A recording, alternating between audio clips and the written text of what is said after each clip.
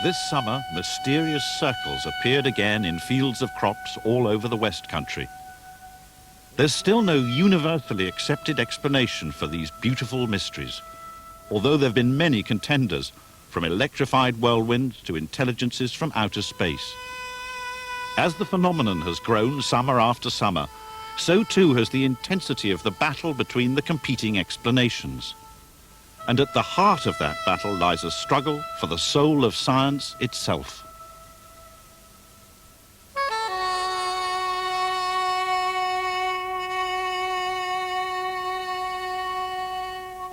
For most of the year, the Westbury White Horse is the major tourist attraction in this part of Wiltshire.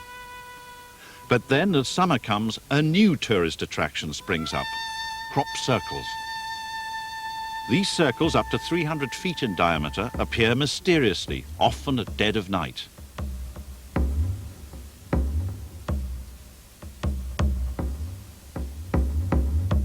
Their remarkable geometric symmetry draws in thousands of visitors.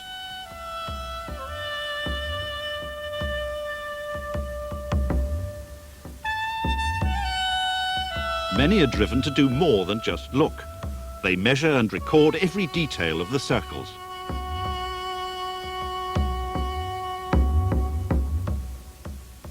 Throughout the summer months, new circles appear. Their imprint becomes even sharper in a ripe and brittle crop. For some visitors, crop circles are a source of creative inspiration.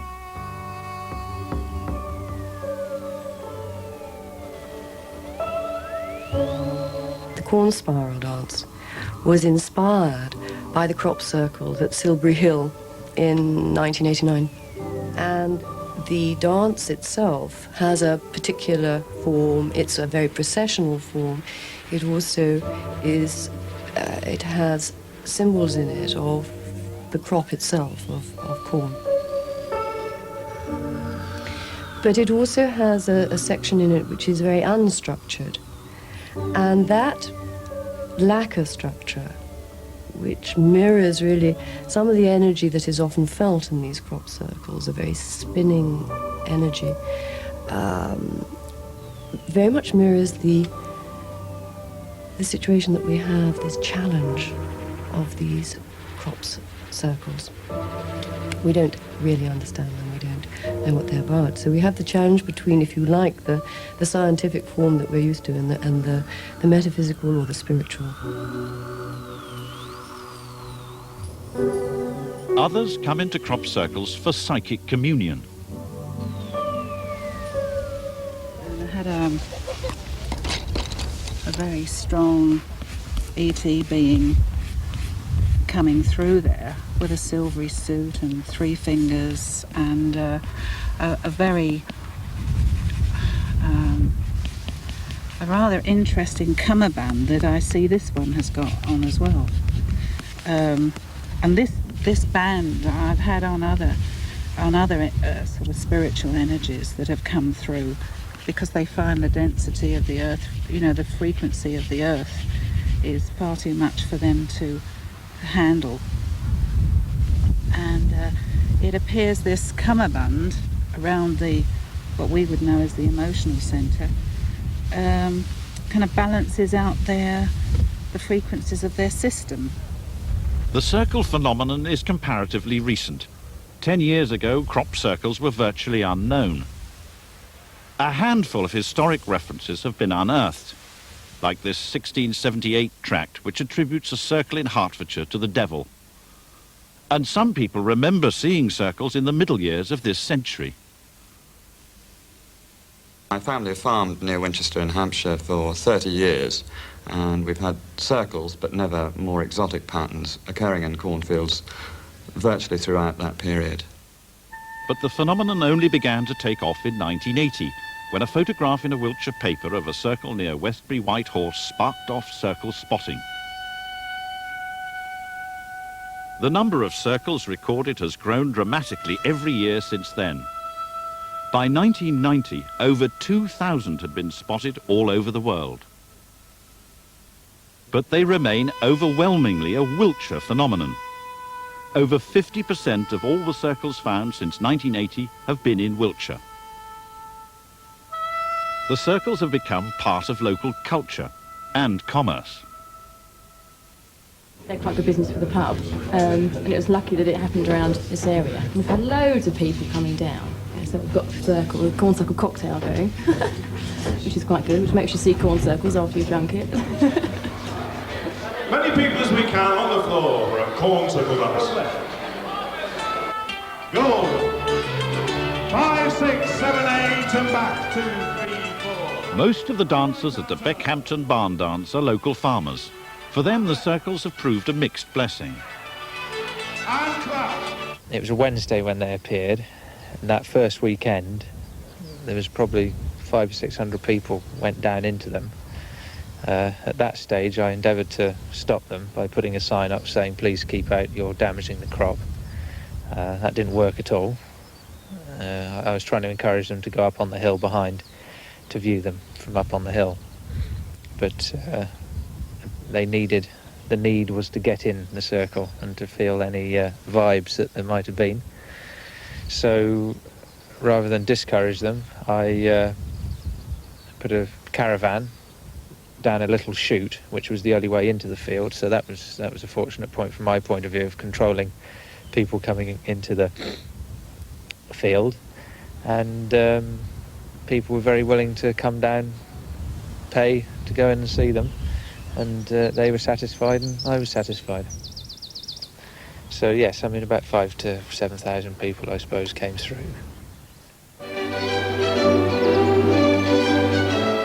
By last summer, crop circles had become big news far further afield than Wiltshire. Somebody's only gone and trampled down our corn in the top field, that's all. It was flattened in shapes and patterns. What's it mean? It's a sign, if you ask me. Sign of what? The Lord works in mysterious ways.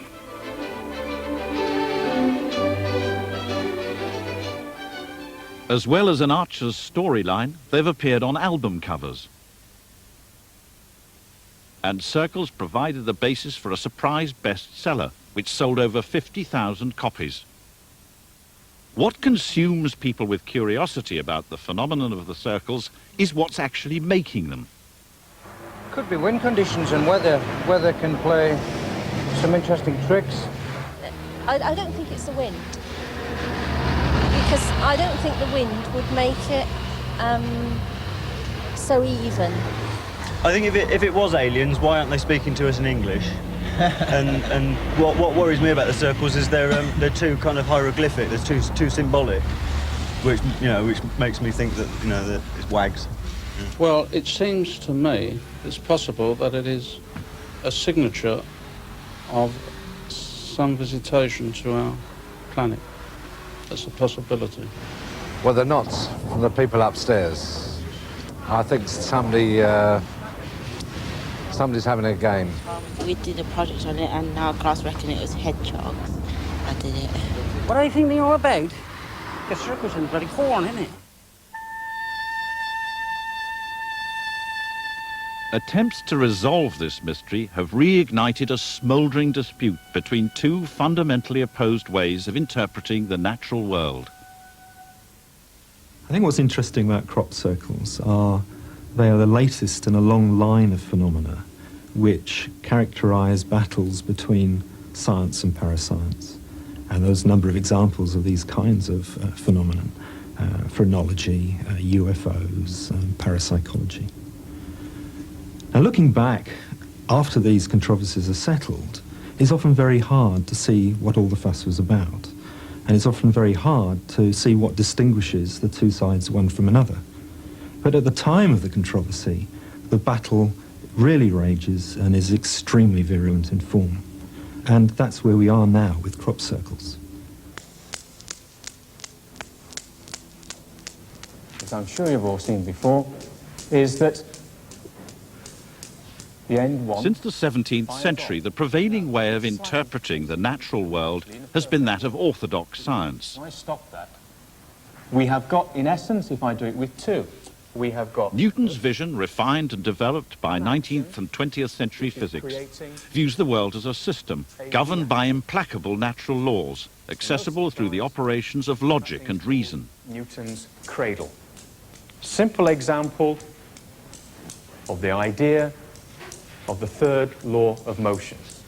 So if we were to try and...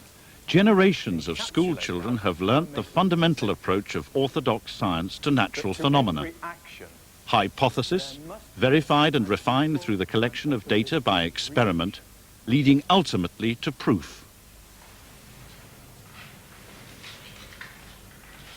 Science looks at the natural world because that's its job, and of course it will be looking at objects and phenomena which parascientists are also interested in.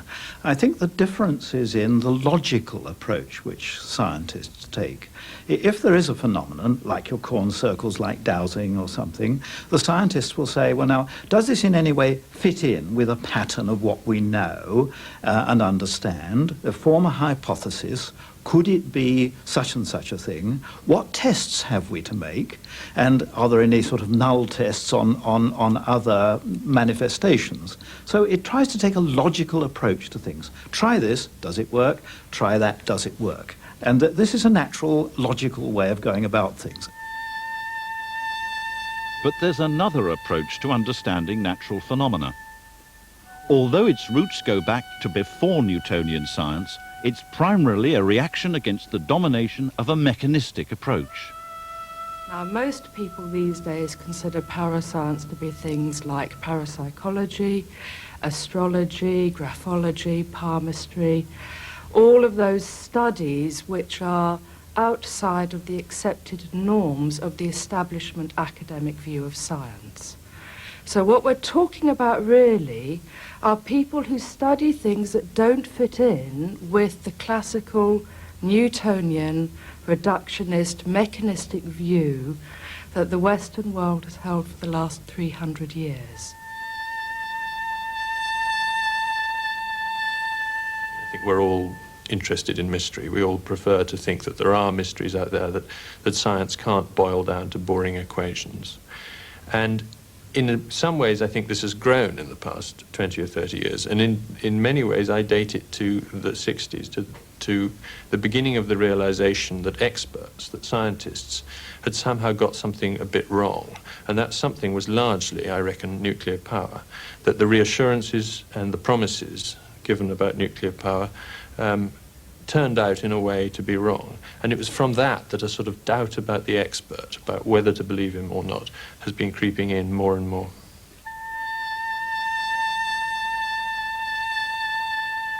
What's very common in episodes of this kind is that the different parties involved are very keen to appropriate the phenomena for themselves over which they're arguing. They want to define, to colonize the phenomena for their own purposes. Now, in situations where the stakes are very high, where this involves a battle for turf, it can be very important to knock out the other side completely. This may account for the particular virulence of a particular episode, a particular controversy over a new kind of phenomenon. The worldview that we were brought up in basically said we know everything there is. It's a clockwork universe. We can explain it all. We can predict it all. There's no mystery left. And crop circles have been a very public, very obvious mystery. There's a lot of magic around them. And people love mystery and magic. The public understanding of science is very important. And maybe things like this, phenomena like the crop circles, are a very good way for scientists to get into the business of public understanding of science. The trouble is that you find yourself in what you might call very mixed company. And it's all very well on a program like this, discussing fairly seriously what's happening, but you do find yourself amongst people who use terms very loosely, you know, energy and ley lines and all this sort of rubbish, and the discussion becomes very, very difficult because they are convinced of a deep psychic significance in these things, and they're unbudgeable. And the conversations with people like that, who are emotionally involved, I may say, become really rather pointless. So there's a balance, again, that you have to strike. You have to say, I would like to enter into a serious discussion, and we will use the corn circles as an example of the scientific method. On the other hand, if you find yourself in a kind of a séance with people who are completely hooked on the unknown, then it's a fairly profitless business. Scientists have vied with parascientists in analysing the complex patterns of corn within the circles and their remarkable sharp-edged symmetry.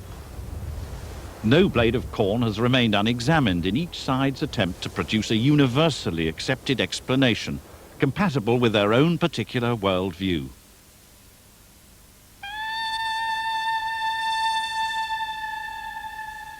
For many adherents of parascience, the basis of an explanation starts with a circle's geographical location. In the 1960s, Neolithic monuments like Silbury Hill came to be seen as embodiments of mystical power. Hippies flocked to the sites dotted throughout Wiltshire. And their belief that powerful but inexplicable spiritual energies flow from such sites has since taken root in a wider community. Dowsing, an ancient craft still used by many farmers to locate sources of water, has become a popular way of trying to locate spiritual energies. The traditional hazelwood twig has been replaced by metal rods. Dowsers believe they'll cross over or open out when held over sources of water or energy. When I talk about energy, I don't mean it in the sense of raw electricity or something like that, which can be picked up on a meter. I'm looking at it from the point of view that we are like a battery, and our hands show a plus and minus in effect, and we are picking up that energy, which we believe to be electromagnetic or electrostatic. And to many dowsers, the mysterious crop circles are potent sources of such energy. I'm now walking into the energy field here, and as we come into the energy field, the rods automatically open like that. Now, you may feel that, having all watched the Paul Daniels show, that this is a very easy bit of magic to detect.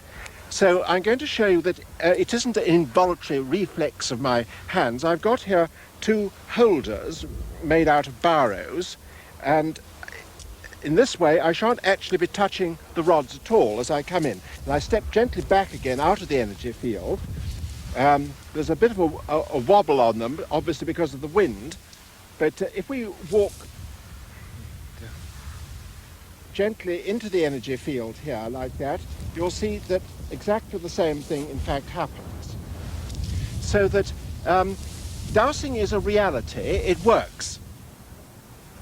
Many dowsers believe that the energy coming off crop circles flows from invisible lines of energy known as ley lines, which crisscross the globe linking spiritual centres. They find crop circles to be in alignment with the ley lines, and they believe there's some causal connection between the two. Ley lines I believe to be some form of energy. In this context, I believe them to be lines of geomagnetic force linked to the Earth's magnetic field.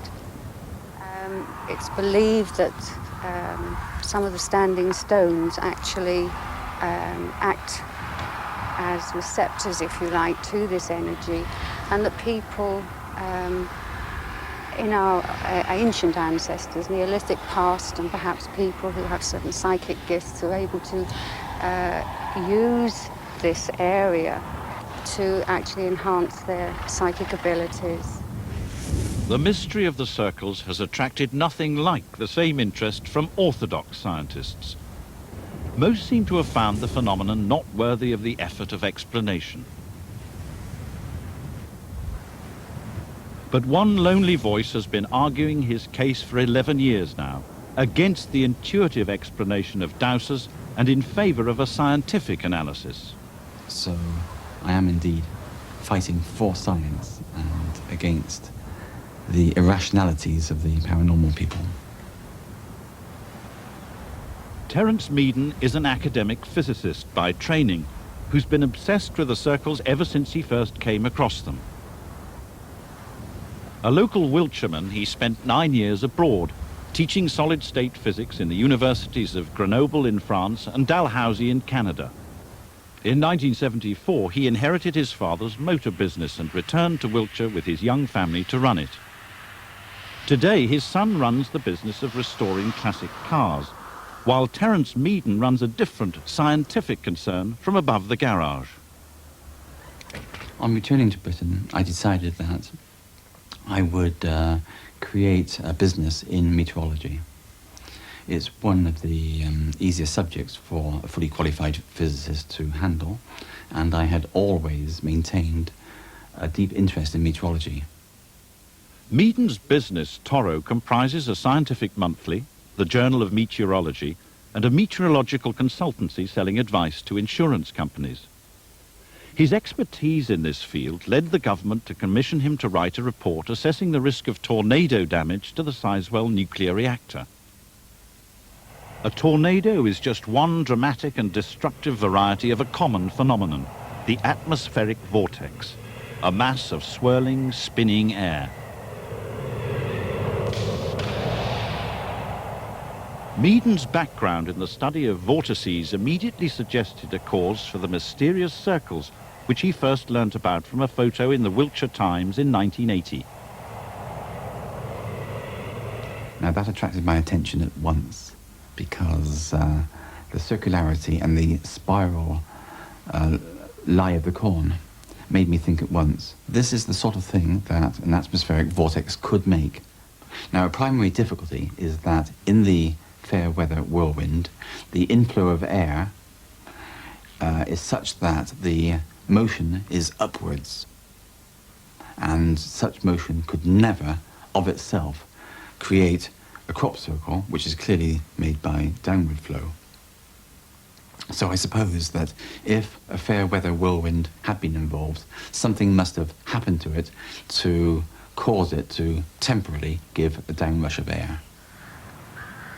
Terrence Meen spent the next few summers patrolling high vantage points around the White Horse looking for circles. His growing data bank suggested a connection with Wiltshire's topography, as circles tended to form at the foot of hills. Research also suggested they formed in calm weather conditions. This indicated to Meen a possible mechanism for his vortex. Meen's diagram shows how a rising wind can affect calm air in the lee of a hill and generate an upward spinning air column. As in a tornado, the complex interaction between the upward flow and its spinning component can become unstable and create a downflowing system, the bulge in the column. If the spinning bulge reaches the ground, a spiral-centered mark is carved in the crop. I mean, I could oversimplify it by saying that the air is rushing in so efficiently that it is coming in faster than it can get out. And this leads to a kind of bulge in the middle. And then this bulge releases its tension by breaking away downwards, in fact.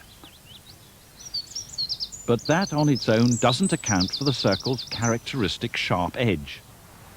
According to Meen, the spinning component of the vortex lays down the corn in a spiral. But the electrification of the air by spinning creates a state known as a plasma, a quasi-solid with a defined shell. This gives the vortex, in effect, a cutting edge which lays the crop precisely. Meen christened this phenomenon a plasma vortex. According to Meen, this theory explained all the occurrences of the single, simple circles that had first caught his attention. But here we've got the standard evidence for descent of a vortex. Implied by the center here is axial symmetry. The whirling vortex that made the circle came down, and in a matter of probably less than a second, it spun out this little circle. But by 1983, circles weren't always single. However, Terrence Meen felt the basic hypothesis of a plasma vortex could still explain new, larger groupings of circles. It seems highly probable that quintuplet sets of circles cannot be formed in any other way except by the breakup at the moment of impact with the ground of a vortex, which was bearing within itself 4 smaller vortices. Presenting a refined hypothesis was one thing, but Meeden encountered more difficulty with the next stage of the scientific process, verifying it. Up until this summer, he'd made a start by collecting together a body of eyewitness reports of circles being formed, which he believes vindicates his case. It was very much like cutting a flan. That was the thing that struck me, cutting a flan out of a tin with one of these flan cutters that go round. The line started at about 1 o'clock and rotated back to the start position. Took about 4 seconds to cut the circle down. We found ourselves in a circle being pushed, and from inward going outward we started noticing little spirals, little vortex like fog. They were like fog, not too dense, almost like fog, misty appearance, and they were shimmering.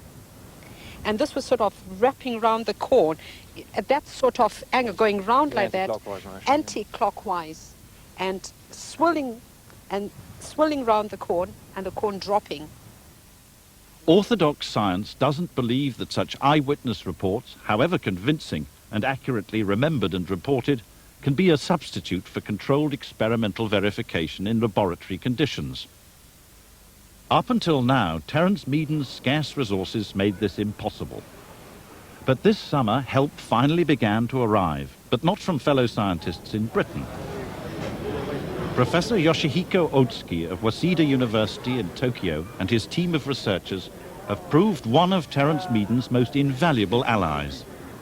Otsuki brings resources and vital credibility to Meen's hitherto isolated research program. A distinguished radiation physicist, Otsuki studies ball lightning, mysterious lights in the lower atmosphere. He believes that ball lightning, or as he calls it, plasma fire, is electrified air like Meen's plasma vortex. But ball lightning leaves no trace, which accounts for Otsuki's interest in crop circles.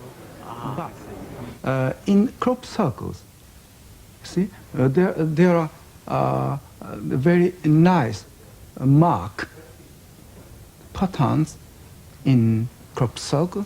So this is very nice for the research works of plasma vortex or the natural plasma fire.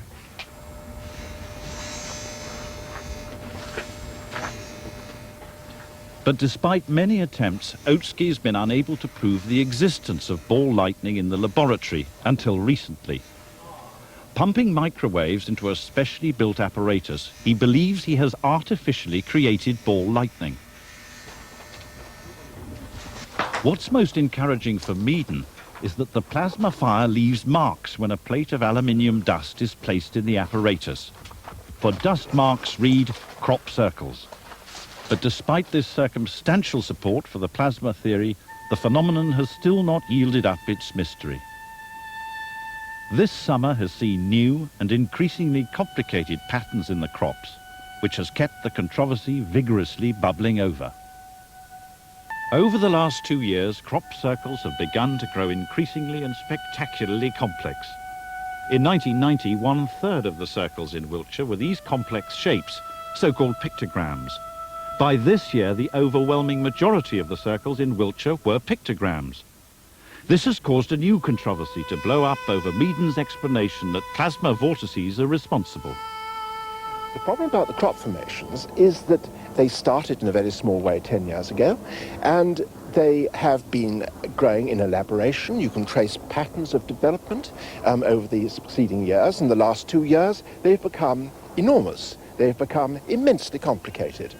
And nature as a whole doesn't perform like this in this sort of way with this sort of thing. Now, if this is say, let us argue, a wind formation, a very strange sort of wind, shall we, let's say, call it the plasma vortex effect. Now, if the plasma vortex effect is a true hypothesis, it should have been going on for thousands of years. There should have been formations like this all over England and the world, seen by people and recorded for hundreds of years. And yet there's no evidence at all that this is the case. So we are dealing with something that's quite different from a natural effect of nature.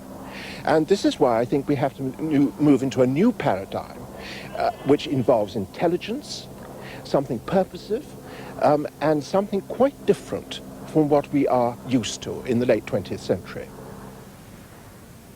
In 1990, a new organisation was set up to monitor the circles and look for new explanations. Good morning, ladies and gentlemen.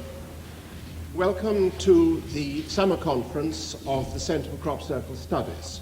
The Centre for Crop Circle Studies, or CCCS, which now has 950 members, is the brainchild of two men. Michael Green, the chairman, is an archaeologist working for English Heritage.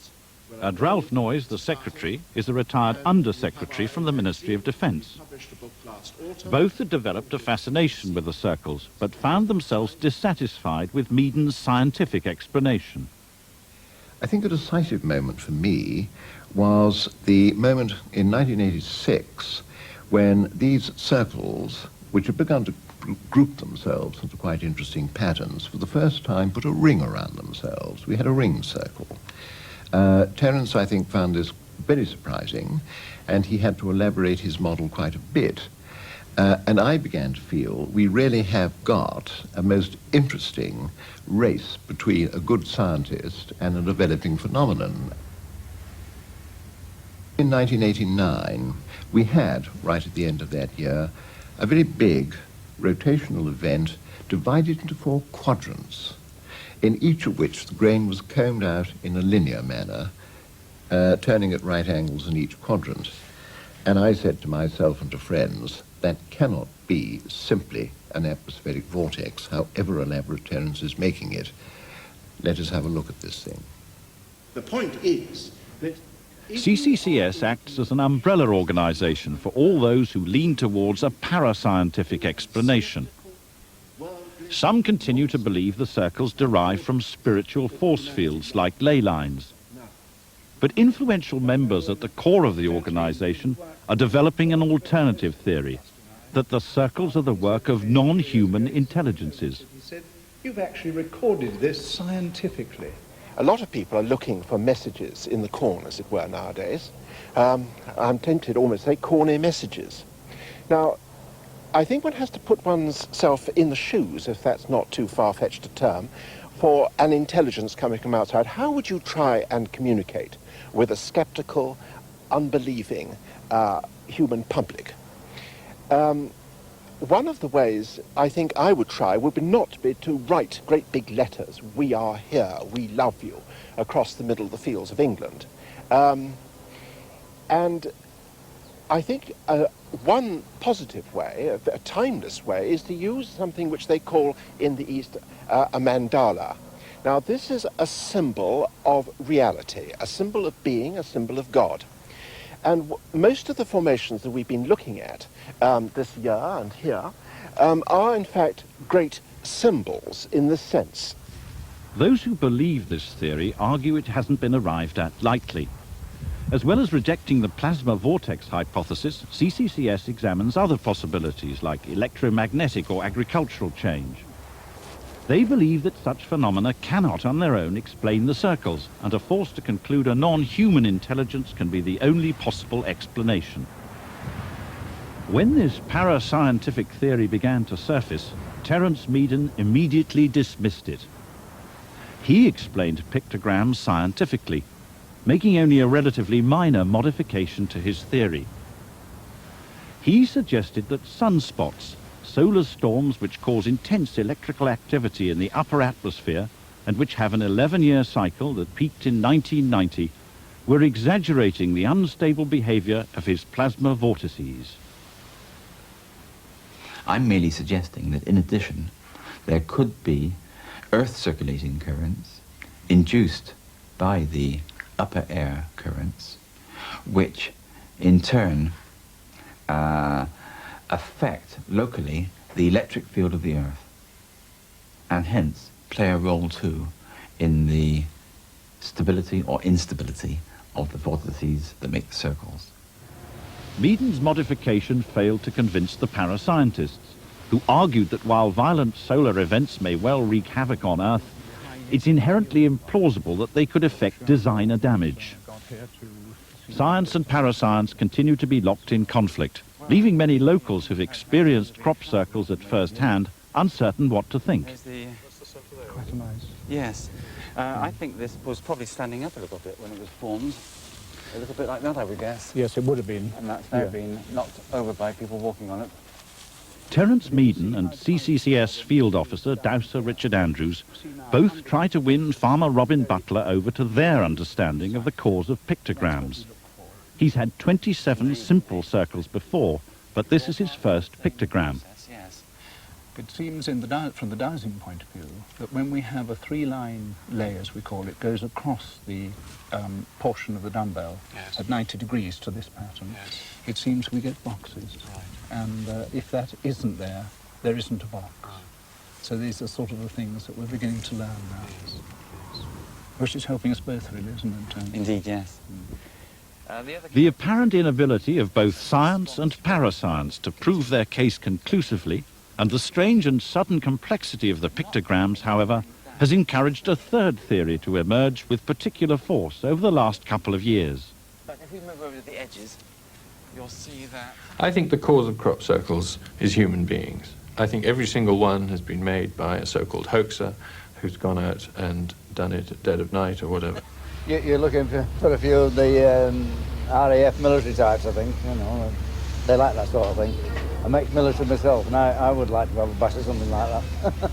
I'm certain someone stands in the middle with a piece of wood and a rope and goes around. I mean, I was born on a farm, I was brought up on a farm all my life. 100% country, hate town, but never in this wide world is that little green man. Therefore, you come round to the other theory. They can't be little men. They must be big, large countrymen. The young farmers. They know exactly what they're doing, so they do the minimum amount of damage, and that's a bit unfair. I better go away before I say any more. My son-in-law's a young farmer. But originally, the circles or rings here in this photograph are not hoaxing.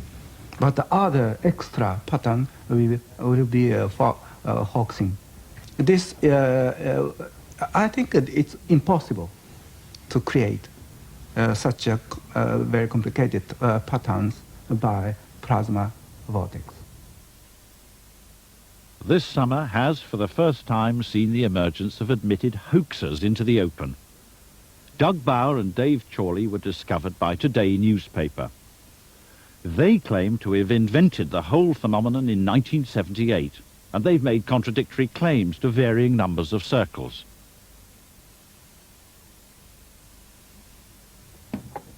Others began hoaxing for the first time this year. A group of physicists from Southampton University, calling themselves the Wessex Skeptics, set out this summer to show how easy it was to make a crop circle.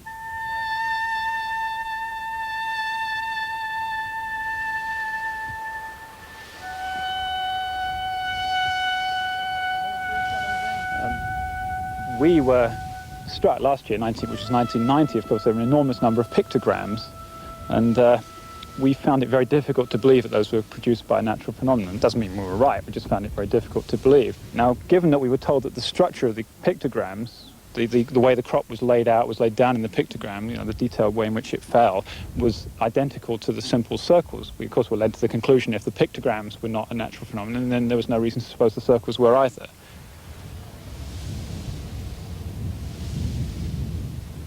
The Wessex Skeptics attracted the opposition of both Meaden and CCCS, who accused them of interfering with their attempts to solve this mystery.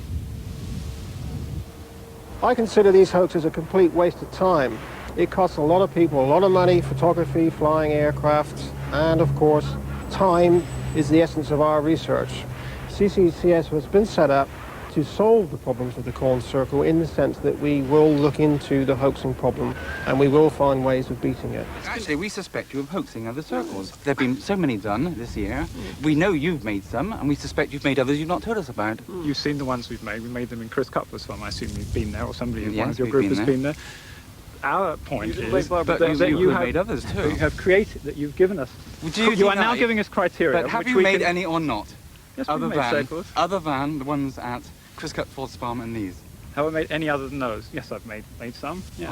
Well, I win. However, we better have a the list. point is, we are now learning. We are now learning We're how to hoax them suggesting better. you are the hoaxer. You think that that's a in some very cases. irresponsible thing to do? We're stuck in Southampton. We have very little time to come No, up look, with. you admit you make circles. We've never made any ourselves. We're finding Well, them. maybe you should try to make them. Don't you We think you should try to make them We to found see- some hoax circles. We think you've made more than you've told us about. Don't you think you should try to make some and see whether you can duplicate the effects you think you see? But the skeptics persist. They believe creating circles is a good way of testing the validity of the rival theories. If the theory is good in their view, it ought to be able to distinguish a naturally created circle from a man-made one. The farmers are finding them now. Equinox filmed them making a circle in a field belonging to an organic farm run by Martin Pitt, just outside Marlborough. They created one main circle with 3 satellite circles placed away from the tractor tram lines.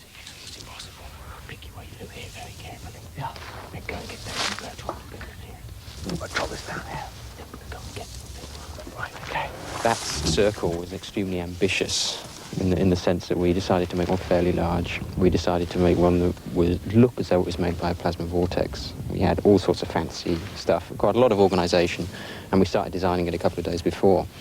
Then things started to go wrong when we first came into the field and realised that our original site, rather ironically, was wrecked by wind damage, so we had to move to a different site. We had to redesign it, and we had to reassign roles at very short notice. So there was a certain amount of chaos when we went into the field, but the surveying was fairly successful. And we then just reverted to a very crude technique of rolling and trampling, just to actually produce something that might look good from the air, but we don't really know. 6 days later, the hoax was discovered independently. A field officer from the Centre for Crop Circle Studies, Busty Taylor, doused it to find out if it was genuine, and then he gave his opinion. We have a really complex one here, and it's absolutely amazing what this is telling us here. We have the opposite rotation, which we had in 1989. We have the quarter sections appearing, the petal sections appearing. It's really a cracker. Terrence Meen also discovered its existence independently, and he too verified it. The circle formation on Martin Pitt's land consists of simple round circles, which pleased me very much to see, because they were so typical of the ones I've been looking at all these years.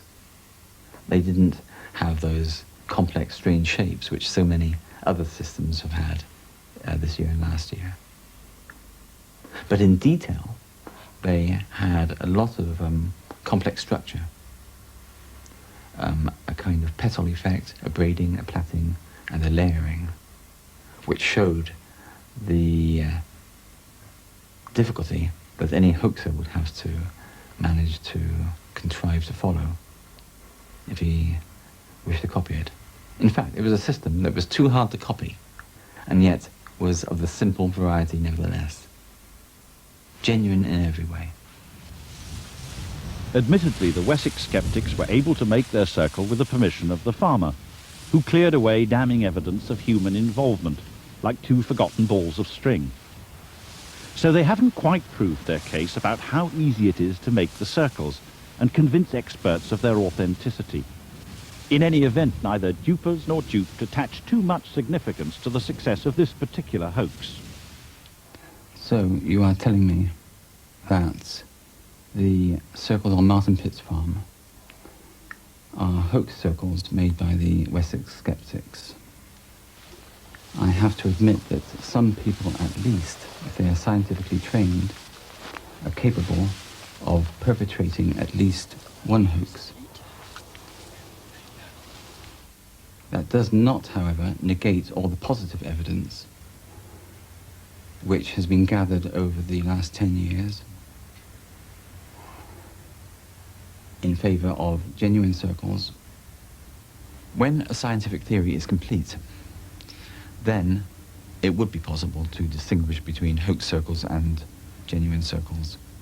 But we are not yet quite at that stage. The theory is undergoing development and modification according to the incoming data. Owing to the fact that we are producing books with photography showing the lay of the corn, it would be possible for individuals to go out and recreate circles. It isn't off the cards, it's on the cards. That is highly possible. But not all of them. No way. Too many. 750 in Beckhampton last year, that's a lot of work. All night. Worldwide, how do they do that? It's just one of those things that you will get people doing daft things. I regret it, the farmers definitely regret it, and I just wish they'd come to their senses and realise it is a waste of time. Unfortunately, the hoax hypothesis suffers from a weakness that the plasma vortex theory doesn't suffer from. The people who propose that don't claim that all circles are caused by plasma vortices, so they don't have to go out and select every single circle and prove it. Now, there's no way we can prove that every circle has been made by hoaxes, of course not.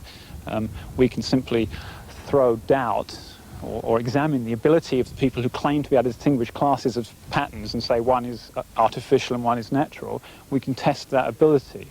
Of course, that's a very difficult test to do. In principle, it can be done. That won't prove that they're natural or artificial. After all, it's quite possible that people may be able to simulate what is also a natural phenomenon. There's no reason why they can't, in principle, do that.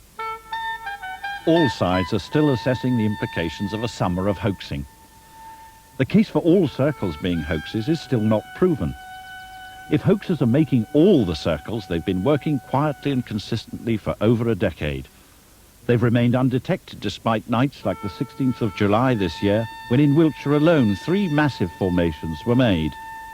So the cognoscenti of the circles remain convinced that they can't all be hoaxes. The degree of organisation and mentality required is for them beyond belief. Nor does the hoax theory account for eyewitness reports of circles being formed, although anecdotal evidence is always open to doubt. So all sides are still working on their theories as the battleground turns to bread. Is this very large story about hoax going to do us damage or may it benefit us? Well, it's going to do some damage to the subject in the short term, because any serious research organisation, like a university department, who might have been interested, and we think some might have been quite soon, in giving us a bit of funding for research, is going to shy off at the moment. Until this flurry has passed, any sensible university is going to keep itself rather well away from the field. But in the long run, and quite quickly, I think this is going to benefit us enormously, because it has brought out into the open what the discussion is all about. Either this thing is Terrence Meen's vortex and the rest is hoax, or it is something more as well. And after a summer of many hoaxes, Terrence Meen has refined his theory still further.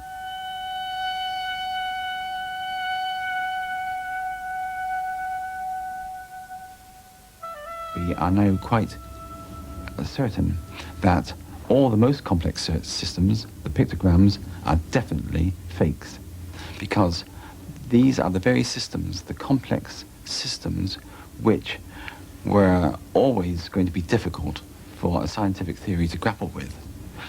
We are really only left with the simple circle cases as being those which are likely to be quite genuine. The theory already describes these very well, and we are likely to go into next season more strongly placed than ever before. However probable or improbable impartial observers may find each or all of the competing explanations, conclusive proof of any of them is still lacking. Terrence Meen hasn't yet achieved such definite proof. In its absence, orthodox science has failed to prevent other explanations rushing in to claim the territory. And next summer, battle is likely to be joined again, and will continue until one side or the other lands a knockout blow. At last it's being realised that the burden of proof must surely lie on those who think crop circles are made by agents other than man. The analogy that I like to give is that I have never seen a car being made in a factory. I don't know that cars are made in factories. Yet, surely, the burden of proof is on someone to persuade me that cars are not made in factories, because I've seen plenty of evidence that they can be made in factories. What is needed in order to reach forwards and approach the answer more quickly is, of course, moving film of some of these events as they occur. That's what we're really after. It's clear in my mind that whatever is making these formations is not amused by humanity, human individuals, trying to catch it out. It may be they'd be more amused if we actually tried to reach out and contact them. I think after the events of the summer, the debate over crop circles is still very much open. And I would expect that to remain the situation until there's some marked redistribution of resources between the different parties. If one or other party to the dispute is able to recruit some further allies to its side, if, for example, one party is able to recruit the assistance and methods of a particular subdiscipline, then we might begin to see some closure on the debate. And of course it has to be said that it's much more difficult for the parascientists to recruit that kind of extra resource. But until the situation does show a change of resources, I think things are very much open. It is, you could say, very much a field open to anyone.